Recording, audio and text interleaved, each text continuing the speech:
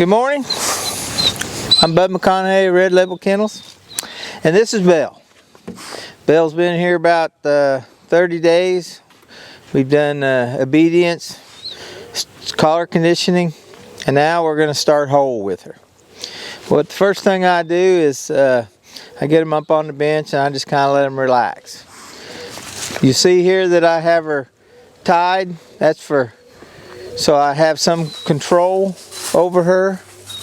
I like to keep the dogs tied. You can see her tail's wagging. She's happy. She don't really care what's going on. So what I'm trying to do is just kind of get her to calm down, sit down and stuff. You can tell she's awful wiggly. All right, so I'll get me a black bumper over here. So let me explain to you about this. I'll go through this 3 or 4 days of just getting her to feel good about holding it in her mouth and trying to get her set out. Now she's going to relax a little bit. All right, so let's come up. The hand goes here, open mouth, and I use both hands to secure the bumper in her mouth. And you'll be able to feel them relax where they're not wanting to spit it out. And you're just actually teaching them to hold something in their mouth, settle down, relax. They don't have to wiggle around. Sit, sit, sit. This is important. Reason why you do your obedience for your force fetch is that set. You want to be able to control that body. Sit, drop. Okay. You don't want to leave it in their mouth and make them hold. You know, when you start out, it should be 2 or 3 seconds where they're relaxed and they're actually focusing on holding it. Then I come back up, I offer it to her. See, she's wanting to look at my other hand. Hold. Hold.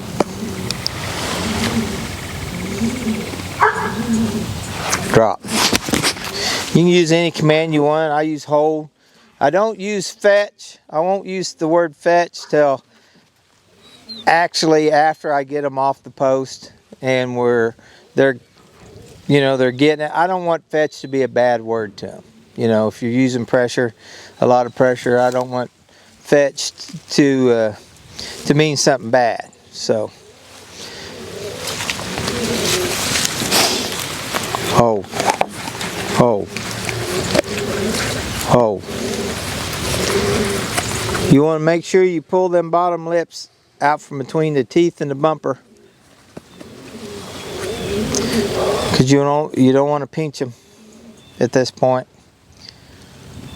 See, she's relaxing. She's figuring this out. She's thinking, this old man, he won't be wiggling, hit me under the jaw if I sit there and hold it. And that's what you're looking for. You're looking for them to relax and just kind of think about what you want them to do.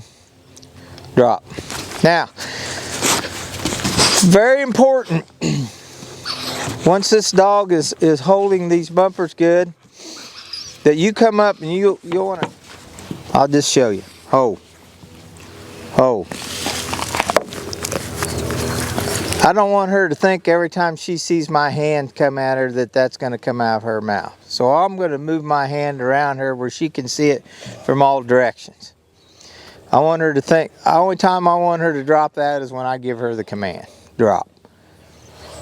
So I'm using my hand, I'm touching her. Sit. I'm using this set command to keep her settled down. Sit. So you just kind of touch them, pet them under here, over here. They're gonna, when the dog's at the line, it's gonna come from her side, her peripheral vision. Set. So you want to make sure that she sees your hand moving around, and you're not just walking up and taking the bumper every time. What happens is they'll anticipate that and they'll spit it out when they see your hand come up. Set. When she gets a little more advanced, I'll put my hand around the bumper. Hold, hold. See how she felt it. See how she wanted to back off and spit that out? I'll hold, I'll put my hand around that bumper to let her know I can wiggle that without her spitting that bumper out. Hold. Now take my hand back. Hold. Hold. Hold. Drop. Now, I may be getting a little ahead of myself. I'm going to exchange the word hold with the word set.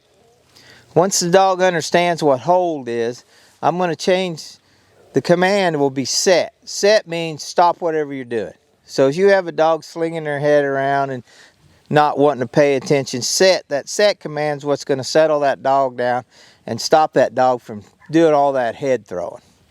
And so you teach them hold, you know, until they're holding it really good. And then you'll say, then, I know it sounds wrong, but then when you say set, that dog should freeze. It should stop whatever it's doing. So you want to say set. So you want to change out the word hold with the word set. And then, because when that dog comes out there back from the line and comes set at heel and he's slinging his head, you're not going to sit there and go hold, hold, hold. No, you're going to say set, because you want that dog to stop his head. You want him to stop his movement.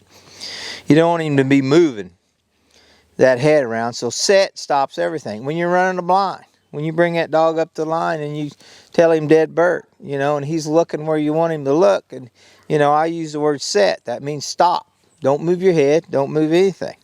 So you can fix a lot of problems with indirect pressure.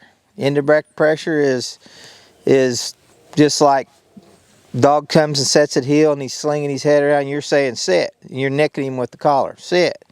Pretty soon he's going to stop, because he thinks he's sitting and you're still getting on to him for set. So he's going to start worrying about setting and quit worrying about slinging his head. And then, all right, back to hold. Sit. Sit. Good. Good. Hold. You can get right over here, honey. Hold. It's that dog's responsibility to keep that in her mouth. It's not my responsibility to hold that for her. And she's learned that. So if she turns her head and bounces against that post and it vibrates in there and she spits it out, then that's on her. Hold. Drop. She's doing a very good job of holding. I got Ed Burris here and one of his client dogs. Ed does a great job training dogs, and he's we're gonna put this dog on the table, and this is where we're getting ready to transition to the ground. Your dog should be able to do this. This dog's been conditioned with the collar to the bumper. You can see he really likes his work. He's super happy. And this is kind of what we're going to do before we put this dog on the ground, start him on his walk and fetch. He's doing marks out in the field. He'll retrieve a duck. He's doing everything. We're just trying to get it refined. So what Ed's doing now is he's remote sending the dog on fetch. So when we start walking fetch on the ground, this dog will know to leave from Ed's side to pick up the bumpers that we keep in a row. So fetch. When you hear Ed say fetch twice, there's a nick in between that. So he says fetch, nick, fetch. So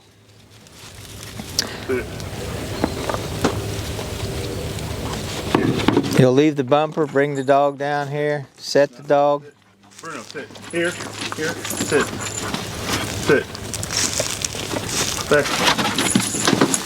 When you get your dog collar conditioned the right way, this is how he should act. He should be happy. He should be, you know, you can tell this dog's not a bit slow in his response. He's ready to go.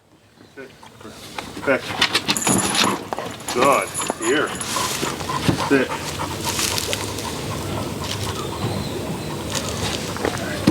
Here. No, come on. Come on. Sit.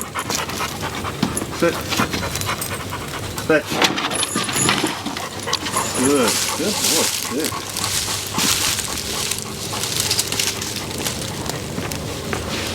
Stop.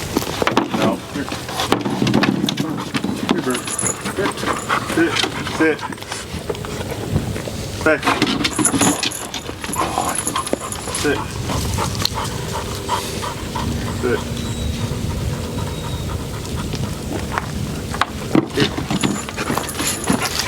Actually, what we've done here in these two videos, we've showed you the very beginning and we showed you the end of the table training. There will be videos showing you what goes on in between. Good, here. Good. Back. Good. Sit. Sit.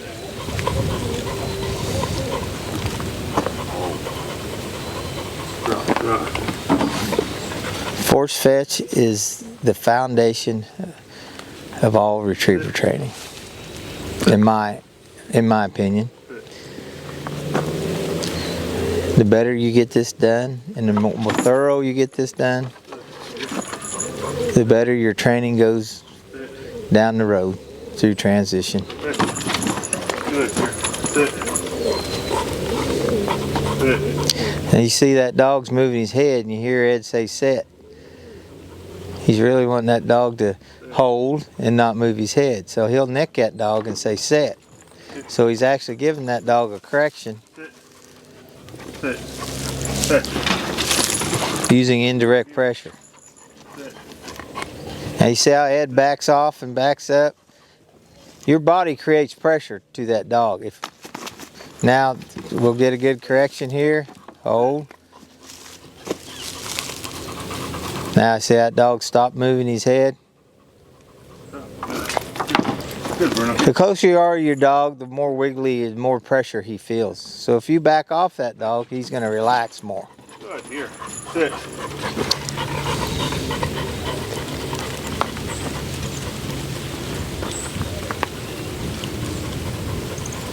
Good. Good, here. Here. Sit. Sit. Back. Good, here. Sit. Sit. Sit.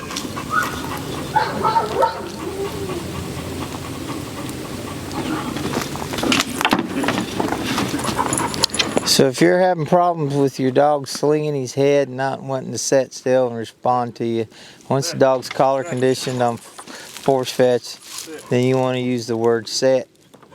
And this should help your problem with the dog slinging his head and not wanting to pay attention to you. Sit. Sit. Sit, bro. Make sure the dog sets. Fetch. Fetch. Fetch. Fetch. Fetch. Here. It's not 100% on these guys. I mean, this is why we keep doing this till we get it 100%. He had a little bobble there. He seen the bumper on the ground. Ed's going to go back, step back a step, get him to chase and get it to make him successful. See how he's slinging his head? Ed's taking his time. Set. There you go. Very good.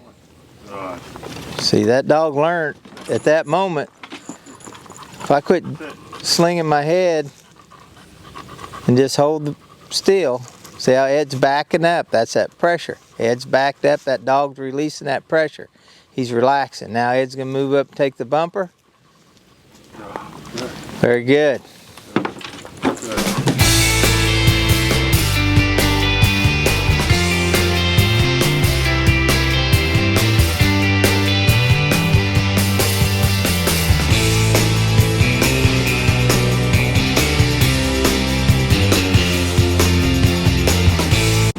Nope, mistake there by Bruno. Bruno get a correction.